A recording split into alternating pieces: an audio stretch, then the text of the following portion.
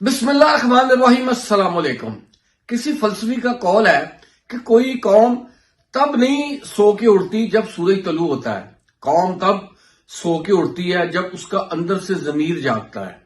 ये बात मैंने आपसे इसलिए की कि आज हामिद मीर ने लाहौर के अंदर एक सेमिनार के अंदर जो रफीक शहीद फाउंडेशन के थ्रू था, जो साद रफीक साहब के वालिद साहब की बरसी के मौके पर था, एक ऐसा इंकशाफ कर डाला कि सब हैरान हो गए। वैसे ये इंकशाफ मैंने आज से 4 साल पहले सोशल मीडिया पे किया था। मैं यूट्यूब पे उस वक्त नहीं था, मैंने फेसबुक पे अपने चंद पेजों पे ये बात बकायदा की थी इस मीटिंग के मुतालिक। वो लिंक मैं आपको कहोगे तो डिस्क्रिप्शन में दे दूंगा। ये मैंने आज से 4 साल पहले बात की थी जो आज हामिद मीर ने की। हामिद मीर ने आज ऐसी बात कर दी जो मीडिया पे आ गई, क्योंकि मैं एक आम सा आदमी था सोशल मीडिया पर, मेरी शायद इतनी व्यूअरशिप नहीं थी जो शायद किसी ने इस बात का इतना ध्यान नहीं दिया। लेकिन उस वक्त भी 2 से 2.5 लाख लोगों ने मेरे पेज पर मेरी इस बात को सुना था।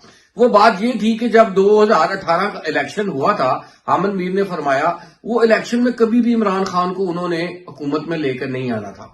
ये बात है 13 जुलाई 2018 की। उस वक्त एक मीटिंग हुई इस्लामाबाद के अंदर जिसमें शहबाज शरीफ को बुलाया गया। वहां पर कमर जवेद बाजवा साहब, नवीद मुख्तार साहब ISI चीफ और फैज हमीद साहब मौजूद थे। उन्होंने बकायदा शहबाज शरीफ से एक मीटिंग की और शहबाज शरीफ को यह बोला कि आपसे अगर आप हुकूमत में आ जाए तो आपकी काबीना क्या होगी। तो उन्होंने कहा ये पार्टी फैसला करेगी। ये आज उन्होंने इंकशाफ किया है हामिद मीर साहब ने। उन्होंने कहा जी उसके बाद वजीर खजाना कौन होगा। उन्होंने कहा वो भी पार्टी फैसला करेगी। और पार्टी, उन्होंने कहा जी पार्टी कौन चला रहा है। उन्होंने कहा जी नवाज शरीफ साहब। और नवाज शरीफ साहब आपको पता है बाहर थे और उन्होंने 17 जुलाई को पाकिस्तान में आना था 4 दिन बाद।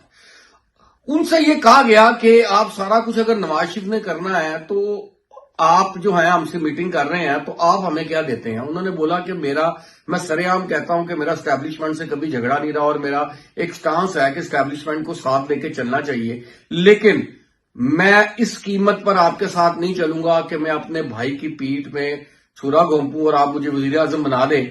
तो मैं ये काम नहीं करूंगा, मैं वो काम करूंगा जो नवाज शरीफ कहता है। और नवाज शरीफ का उसका बयानिया था वोट को इज्जत दो। और ये बयानिया था कि पाकिस्तान की एस्टैब्लिशमेंट जो है, जिस तरह नवाज शरीफ को भोंडे तरीके से निकाला गया और जो फैसला साकिब नासूर जैसी अदालत में आया उसको नाहल करना नवाज शरीफ को और सियासत से आउट करना, उसके बाद मैं समझता हूं कि पाकिस्तान की एस्टैब्लिशमेंट शायद नंगी हो चुकी थी।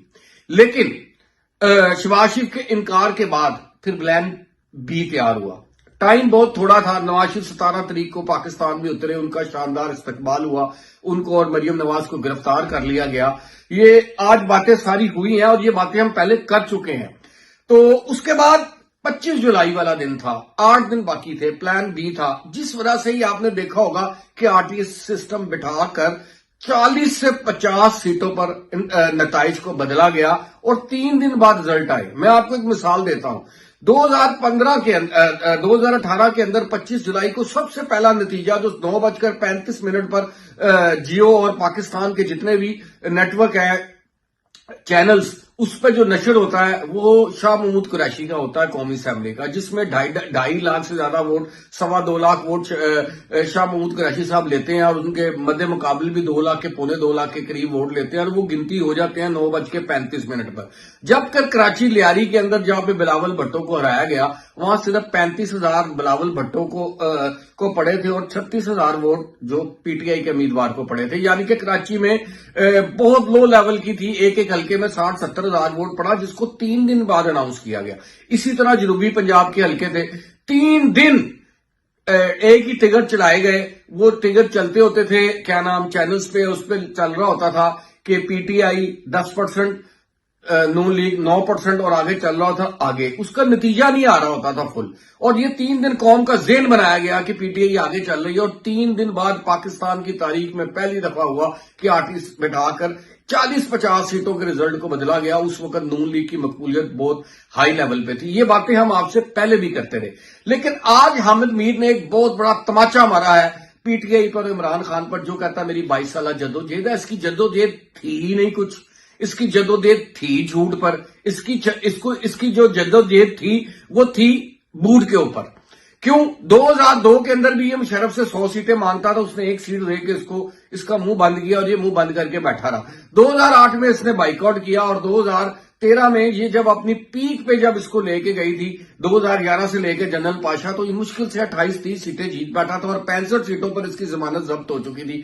जो ये नारा लगाता था दिल्ली का कौम को पता था। 2018 में असल बात ये हुई थी कि नवाज शरीफ को संभालना मुश्किल हो गया था, क्योंकि जब नवाज शरीफ को उतारा गया और फिर नवाज शरीफ ने 17 तारीख को दिलेराना फैसला करके अपनी बेटी के साथ पाकिस्तान आकर गिरफ्तारी दी, वरना लोग बाहर भाग जाते हैं। वो पाकिस्तान आया, उसने कहा करो मुझे गिरफ्तार, मैं अपनी गिरफ्तारी देता हूं, अवाम मेरे साथ होगी। लेकिन मजबूर ये थी कि अवाम वोट तो डाल सकी लेकिन वोट पे पहरा नहीं दे सकी, क्योंकि जो आगे लोग थे वो बहुत ताकतवर थे और अवाम बिल्कुल ही कमजोर थी।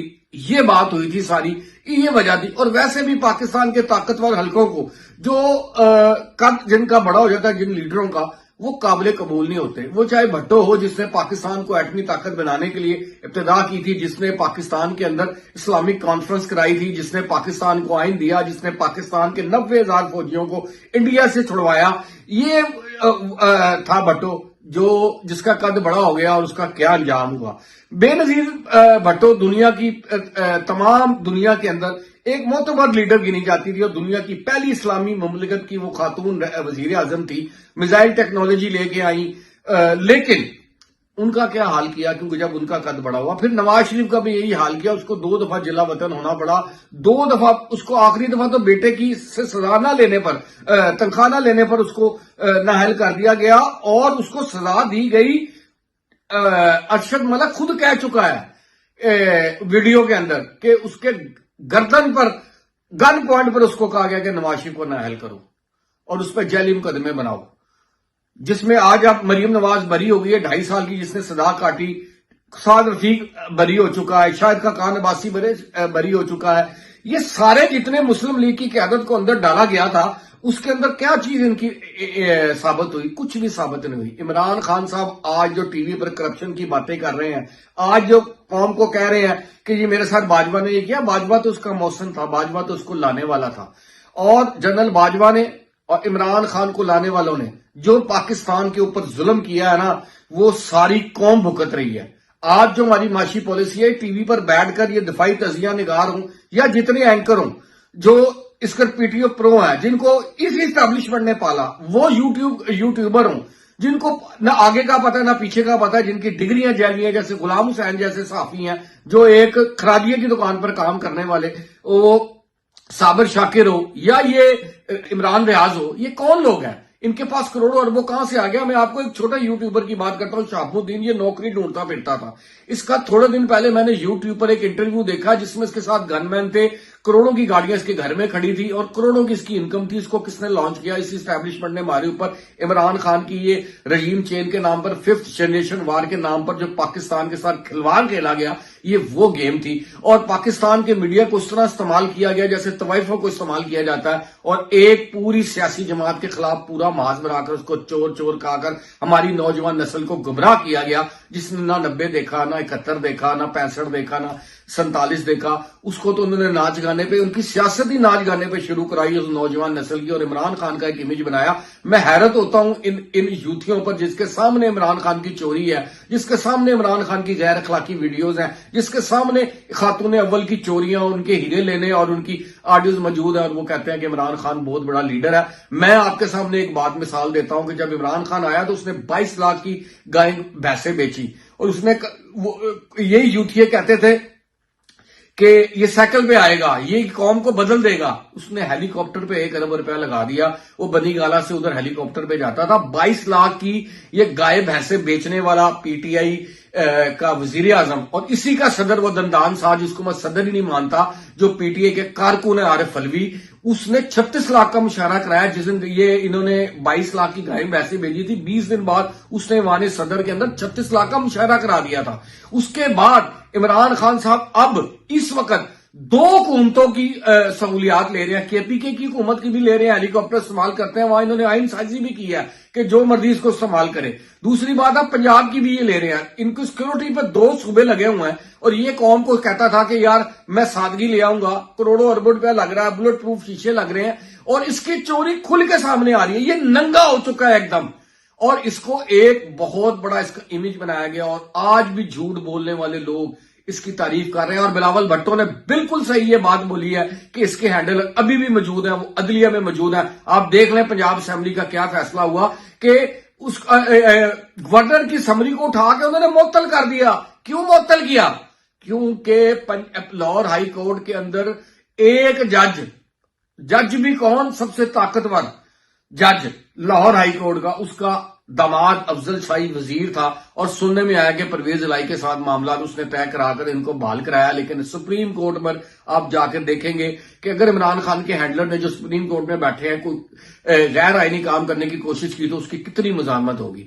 پاکستان آج جس نیچ پہ پہنچا ہے اس کا پورا ذمہ دار میں عمران خان تو جنرل باجوہ کو اس لیے گالیاں نکالتا ہے کہ اس نے اس کا ساتھ نہیں دیا. میں سمجھتا ہوں کہ پاکستان کی اسٹیبلشمنٹ نے ہمارے ساتھ بھی ظلم کیا. جب ہم نوجوان تھے تو ہمیں کہا جاتا تھا افغانستان میں پاکستان کی جنگ لڑی جا رہی ہے, جاؤ وہاں پہ جا کر ٹریننگ لو اور اسلام کی جنگ لڑو, پاکستان کا تحفظ کرو, کشمیر کے لیے جنگ لڑو.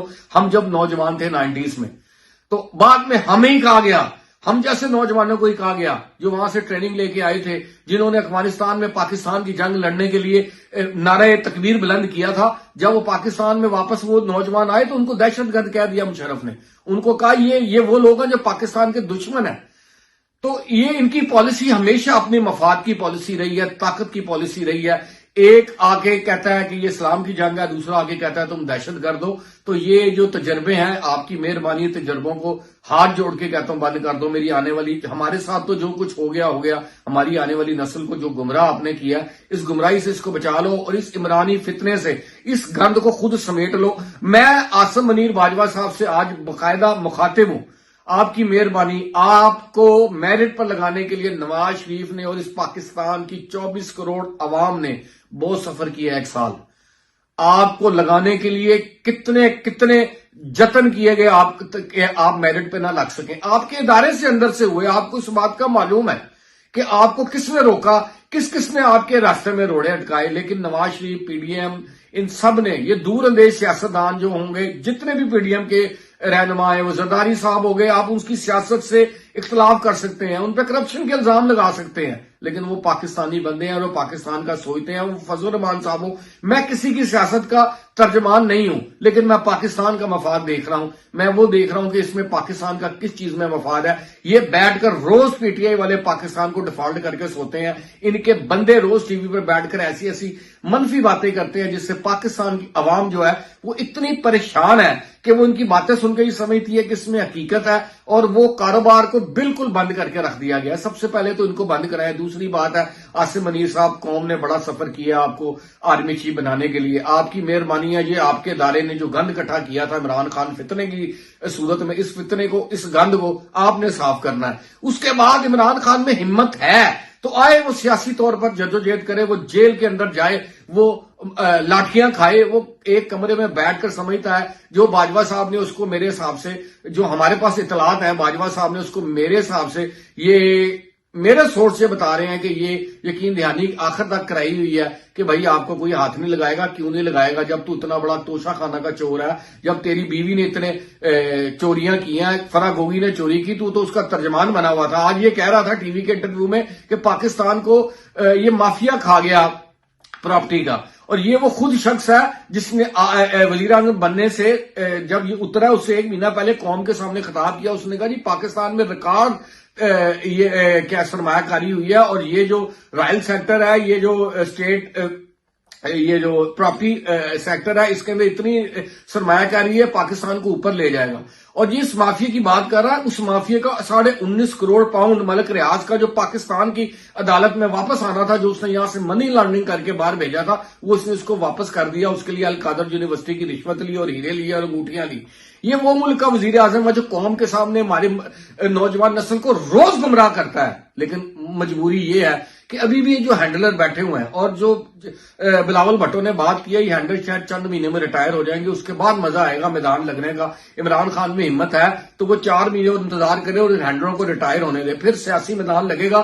اگر عمران خان کو لوگ پسند کریں گے، جینون ووٹ دیں گے تو عمران خان کی حکومت اس کو دے دو، اگر نہیں دیں گے تو پھر اس کو نکال کے باہر پھینکو. لیکن یہ جو دو طرفہ چیز ہے کہ ہر بندے کو گرفتار کر لو لیکن عمران خان کو کچھ نہ کہو کہ وہ پتہ نہیں کیا لاڈلا ہے، وہ اسٹیبلشمنٹ کا کیا اثاثہ ہے. اگر اس اثاثے کو قائم رکھنا ہے تو پھر پاکستان کا وجود خطرے میں پڑ جائے گا. جنرل عاصم منیر صاحب، میں آپ سے مخاطب ہوں کیونکہ مجھے چند سیاستدان ایسے ملے ہیں جو انہوں نے مجھے آف دی ریکارڈ یہ باتیں بتائی ہیں کہ ہمیں نہیں چلنے دیا جا رہا، پی ڈی ایم کی حکومت کو نہیں چلنے دیا جا رہا، اور پنجاب حکومت بھی اسی وجہ سے نون لیگ کو نہیں دی جا رہی کہ اگر اس کے پاس نون لیگ کی حکومت آ گئی اور انہوں نے پرفارم کر دیا تو پھر نواز شریف کو سنبھالنا بڑا مشکل ہو جائے گا اور وہ ایک طاقتور انداز میں پاکستان کے اندر نئے الیکشن میں ابھر کے آئے گا. کیونکہ عمران خان کا چہرہ بے نقاب ہو چکا ہے. عمران خان کی سیاست آپ جو مرضی کہہ لیں، یہ فین فالوئنگ ہے، یہ عقیدے کی تک پہنچانے والے لوگ جو میڈیا پر بیٹھ کر عمران خان کی کو ایک مہاتما دکھا رہے تھے، اب آہستہ آہستہ آہستہ اس کے چہرے سے وہ نقاب اتر رہا ہے اور جو نیوٹرل ووٹر ہے اس کو سمجھ آ رہی ہے. عمران خان جو آج کہتا ہے جی الیکشن اس مسئلے کا واحد حل ہے، اگر تیری عمران خان کی حکومت ہوتی تو وہ کیا الیکشن کراتا؟ کبھی بھی نہ کراتا وہ الیکشن. اور الیکشن کرانے سے کیا آپ سمجھتے ہیں کہ اس ملک کے مسائل حل ہو جائیں گے؟ اس نے 4 سال میں کیا کیا ہے؟ اور یہ باتیں کر رہا ہے نا کہ اسحاق ڈار کو تو ابھی 1.5 مہینہ ہوا آئے ہوئے، ابھی تو ان کو آپ موقع دیں. اگر یہ نہیں کریں گے پرفارم تو ہم سب سے پہلے یہاں سے آواز بلند کریں گے، کیونکہ ہمیں پاکستان عزیز ہے، ہمیں کوئی نہ کسی سیاسی پارٹی عزیز ہے. ہمیں پاکستان ہوگا تو سیاست ہوگی، پاکستان ہوگا تو یہ ادارے ہوں گے، پاکستان ہوگا آپ اور میں ہوں گے. دعا کیجئے اللہ تعالیٰ میرے ملک کی حفاظت کرے اور ایسے نیک حکمران اس ملک کو دے جو واقعی اس ملک کا درد رکھتے ہیں، اور ایسے اداروں کے سربراہ دے جو واقعی اس ملک میں آئین، قانون، جمہوریت اور پاکستان سے محبت کرنے والے ہوں. آج کے لیے اتنا ہی. پاکستان زندہ باد.